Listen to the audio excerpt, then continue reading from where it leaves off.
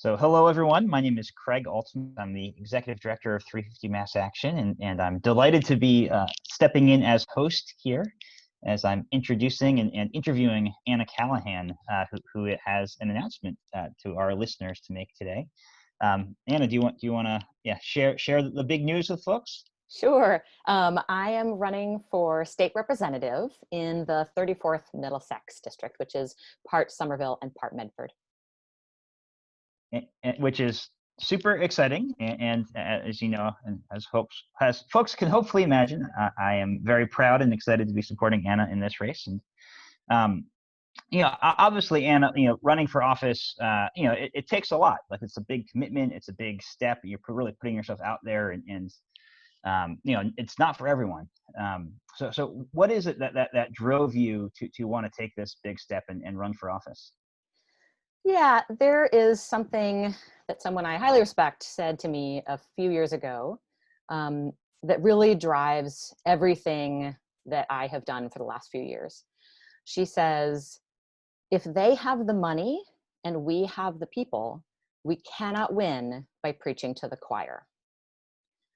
So that, to me, drives home this point that, we're not going to pass a Green New Deal without a movement behind it. Not here in Massachusetts, not nationally. We're not going to pass Medicare for all without a movement behind it. We're not going to get any of the things that we want, need, and deserve, including literally saving our planet and our species from extinction.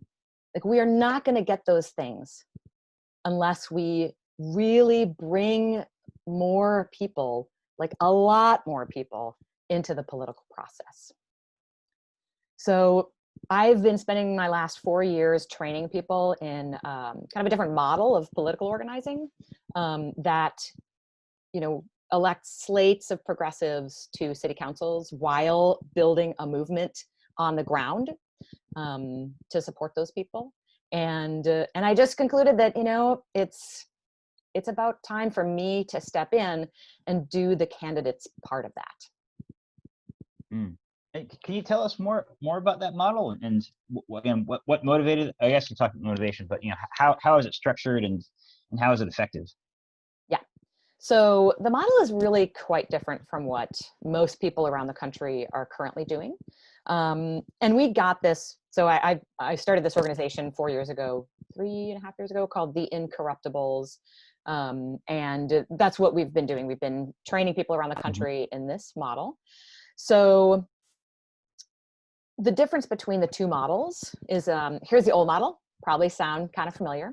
You get a bunch of people together, you wait until candidates announce that they're running, you choose the least bad one of the candidates, and then you do everything that you can to get that person elected, which is where most of the training in this country happens. The training is around getting people elected, whether they are, great, good, or mediocre. And then the last step is, after that person is elected and they start doing something you don't like, get angry and start over at the top. It's not actually a very effective model. It doesn't lead to sort of lasting change. We're always back at the beginning again, trying to elect one more progressive. The new model involves putting together a coalition that comes up with a single platform and then runs slates of candidates. And those candidates hopefully are not people who self-select. When people self-select, they are more likely to be wealthier, more likely to be white, more likely to be male. But when through your coalition, you are, and the coalition is all of, a lot of working class people, marginalized, vulnerable communities.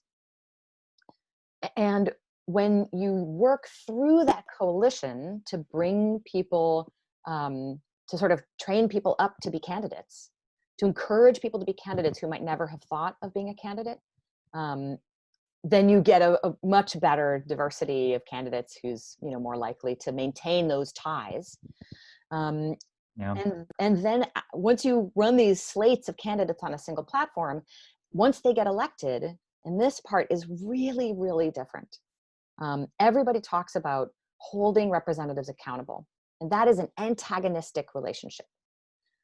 But the way that this model works, there is an intimate working relationship between the coalition and the elected official, where that coalition is really co-governing. So they are helping to figure out what is on the agenda, what maybe is missing on these city council meetings, or the state agenda for that cycle, to strategize together about how we're going to pass policy, to be involved sometimes in writing the policy, and really to work together and get the grassroots out to pass that policy.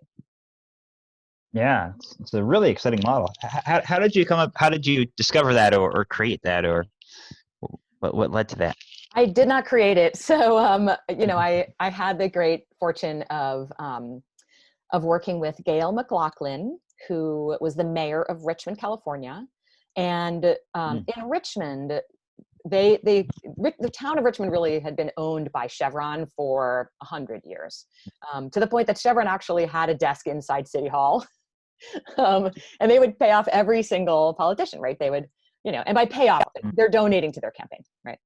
So in the early 2000s, some people formed the Richmond Progressive Alliance, and they did this whole model. And over the course of, 7 or 8 years, they had a majority on the city council plus the mayor, and they passed the most incredible suite of policies. They passed the first rent control bill in the state of California in 30 years.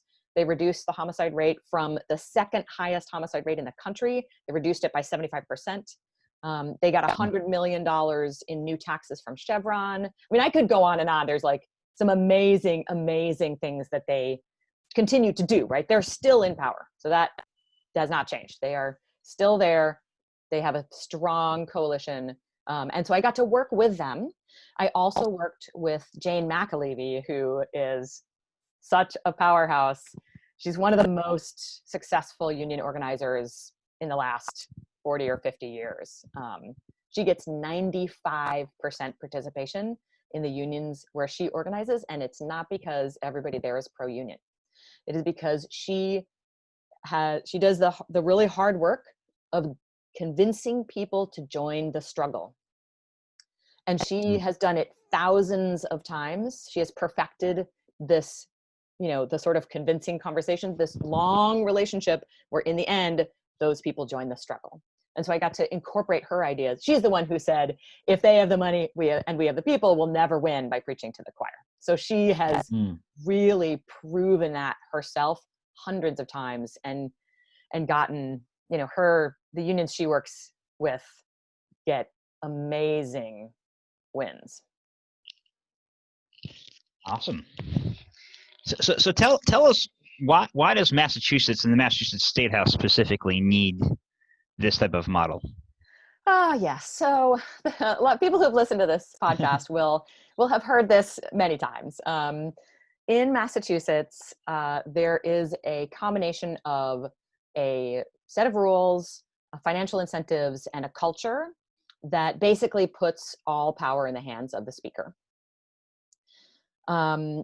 AOC talks about the vice grip of pressure that she is under: psychological pressure, social pressure, political pressure, every moment of every day to conform. And that kind of pressure exists at the State House as well. Specifically, one of the things that we're trying to change first is transparency, that there is really no way for you or anyone to know how their state rep is voting. It's all done secretly. And so most bills, the decision as to whether a bill will move forward or not is done by a very small group of people in a backroom deal, and it is completely undemocratic. And as you're just talking about, AOC and the pressures to conform, obviously, I think most, or at least a lot of folks who seek public office do it with really sincere intentions and really want to go in and help people and make a difference in the world and be responsible and accountable community leaders. So why is it, do you feel like we have this sense of of a lot of the policies that emerge weren't really catering to special interests and the wealthy members of our society. Okay, I'm going to give a little bit of a long answer here. I'm gonna start with national politics, only to make a point. So there was a study done by some Princeton researchers they took about 20 years of bills that went through Congress. Every single bill, 20 years of Congress, every single bill that entered, that passed, that failed. And they basically looked at how people felt about those bills, how, the top 10% of wage earners felt about those bills, and how the bottom 90% of wage earners felt about those bills. And the conclusion of that research study was that, and it was about 2,000 bills. So the conclusion of that research study was that the top 10% of wage earners pretty much control which bills pass and which bills fail, especially which bills fail. Anything that they don't like, they can absolutely make fail. The bottom 90% of wage earners, I believe their quote was, the desires of the average American have a minuscule, near zero, statistically insignificant impact on public policy. So that is really something to like take some serious pause at. That our Congress serves the wealthy, period. Full stop. And what people say a lot is they talk about money in politics. It's all money in politics. And I don't believe that it's all money in politics. Like you, I believe that most people enter public office with good intentions. So now I want to talk a little bit about what life is like for progressive elected officials right after they get elected. And this is from my experience providing these training sessions to people around the country, in Oklahoma, in northern, central, and southern California, in Pennsylvania, in Kansas, in Rhode Island, in Massachusetts, and sometimes having mayors or city councilors attend the workshops. And these are all, the progressive ones are the ones attending the workshops, right? Because we give these workshops through an Our Revolution group, through a DSA chapter, through an Indivisible group, through a PDA, Progressive Democrats of America. So it's always, we find a group that is interested in the coalition building side of it. And then elected officials that are friendly with them sometimes attend. So here's what happens when a progressive gets elected. They have a whole team of people, like elected, this is to city council or state. They have a whole team of people working to get them elected. And they have this great party on election night. And everybody is really happy, and all those volunteers go home and pretty much totally stop interacting with that elected official for 6 months, 8 months, a year, right? They're gone. Meanwhile, the elected official goes to work. And while they are at work, they're contacted and asked to have meetings with developers, lobbyists, Chamber of Commerce, CEOs. As things pass through the city council or through the state house, there are all sorts of consultants that develop beautiful reports that have all these graphs that are well researched, that have lots of photos, and most of those, who's paying for those? Corporations are paying for those, right? Somebody has to pay for those reports. That's where these sitting elected officials get their information, because no one else is providing information for them. And even their own constituents. I talked to a state rep, actually, one of the earlier podcasts, one of the state reps said that if she didn't go out of her way, out of a district of 40,000 people, she would probably hear from the same 100. the people who feel like it's their prerogative to contact a state representative are people in general in the top 20% of wage earners. Mm-hmm. So even your own constituents, right? That's part of the job, is you have to serve your constituents. But if you don't try to have some control over who you listen to, you will literally only hear from pro-corporate, pro-wealthy, top 20% people, 24 hours a day. That's the nature of the job.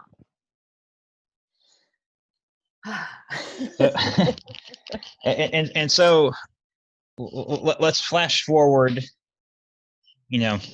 6 months, and you have been elected to the state house. Given that is the nature of the job, what can you do to guard against that? How do you defend against that insular mindset that creeps in? Yes. So part of the model is a very specific, deliberate strategy to ensure that the elected official is hearing not only from the sort of grass tops, like the leadership of organizations that either serve or are whose members are part of working class communities, but that you're directly listening to vulnerable, marginalized working class people. And here's how it goes. It's not super difficult, but it's time consuming and it's hard work and you have to do it. You start off, and I recommend doing this with others, not by yourself. So hopefully with an organization that wants to be involved, because it's a lot of work and they can help you out. Step one is really to list who are the underrepresented, marginalized, vulnerable people who live in your city or district. And that's probably going to include like 30 or 40 demographics, sometimes overlapping. Mm-hmm. With that list, you then start to make another list, which is who are the individuals or organizations that have access to those people? Mm-hmm. Who are the ones that are trusted by those people? Who are the ones that serve those people in some capacity? And then you start having one-on-ones. And you meet with those folks with the goal of setting up listening sessions. So let's say, for example, that you want to meet with, that there is a Haitian community in your area. And you have done a few one-on-ones, and through talking to those people, you've identified that there's a particular church leader that knows a lot of folks. And you meet with them and they're very excited about the idea. So then they help you set up a meeting that they bring their people to, with translators if necessary, whatever you need to make happen. And ideally it's at their location so they feel comfortable, and it's at their timeline. So if it is at a church, it might be like immediately after the service at the church. And the whole meeting is 70% listening. So the idea is you ask people how state politics affects their lives, right? How many people in this room have not gone to the doctor because of cost? And then you get their stories, their personal stories. So you do that throughout. You keep doing this, and this never stops. You could be in office for 20 years. Frankly, this is exactly what Bernie does and has always done. I remember reading, I kind of knew this, but I remember reading in one of his books, and on page 202, one of his books, he says, it's May, and I just had my 6th town hall with high school students only of the year. So he had already done 6 other town halls that year, more than one per month, that only included high school students. And he's also done half a dozen for every other, underrepresented community in his area, right? In his state, in his city, whatever it is. So this is the way that you maintain those connections, and you hear the stories about how policy is actually affecting people's lives. And the last thing I'll say is that it doesn't quite stop there, because those personal stories, like when you're at the meeting, you are engaging, you try to engage those people in the political process, right? You help them to understand, you can narrow in on some particular policy that they want to change, and then you help them and get them to be activated in something that they can affect. Yeah. But after that, the personal stories are incredibly effective for motivating other people to action. So those personal stories, you can use them with permission to help everyone else that you have then been involved with. Everybody from like all the more politically active activist organizations to all of these, more underserved groups that you're meeting with. When they hear that personal story, they will be motivated to act on an issue that maybe isn't their issue. So that's the model. Beautiful model. And yeah, I think our politics would be very well served if a lot more folks were to embrace that, or if we had more folks who did embrace that, like you, in office. So what else do you think is important for listeners to understand about your candidacy, about this race? Sure. Movement building is the reason that I'm running. I think we can do a lot, not just within the district to, I just described it. So, doing all of that work in the district will be important. But I think with those connections with people in the district, you also connect with people in other districts. I'm also running, you said it would be great if more politicians were doing this, and that is the entire purpose of the Incorruptibles and what I've spent my life doing for the last 4 years. So I really intend to help bring this model to other elected officials. It really is to their best interest, because if you do this model really well, they can run anybody they want against you. They can pour millions of dollars against you, and you will win your reelection. So those sorts of, like, the long-term goal of being able to, as an elected official, I think I'll be able to get the word out more and get more interest in the model as an elected official than I have been just as a regular person. And then, transparency matters. The culture at the State House, the rules at the State House, the financial incentives at the State House mean that Massachusetts cannot move forward. We cannot be a leader. Our people, the Bay Staters, are ready to lead. We are ready to lead. We want to lead. On environmental stuff, everybody is ready to even spend a little bit more money so that Massachusetts can lead in, really pushing back against climate change. But we can't do it because of the culture happening, the rules, the financial incentives, essentially the stranglehold that the speaker has over policy that passes. So I will do everything that I can to get democracy at our State House. Absolutely. And if folks are interested in helping you achieve that, to help you win this election, what's the best way for people to help? Yeah, thanks for asking. AnnaCallahan.com is the website for the campaign. Donations are always appreciated. During COVID, everything costs more. We can't just knock on doors. We've got to, pay for phone banking tools, text banking tools, and all of that. We would love to have more volunteers. So we have a volunteer page on the website. You can sign up there as well. Fantastic. Well, Anna, thank you again for taking the time to chat with us today, and thank you so much for stepping up and putting yourself out there and bringing this model around the country and bringing it here to Massachusetts and into this district, because obviously these are critical times. The stakes could not be higher, as you've said, and we need really good people who are really listening to the right folks when they're in office representing us. So thank you again. Thank you. Thanks for doing the interview. My pleasure. All right. See you next time. Till next time.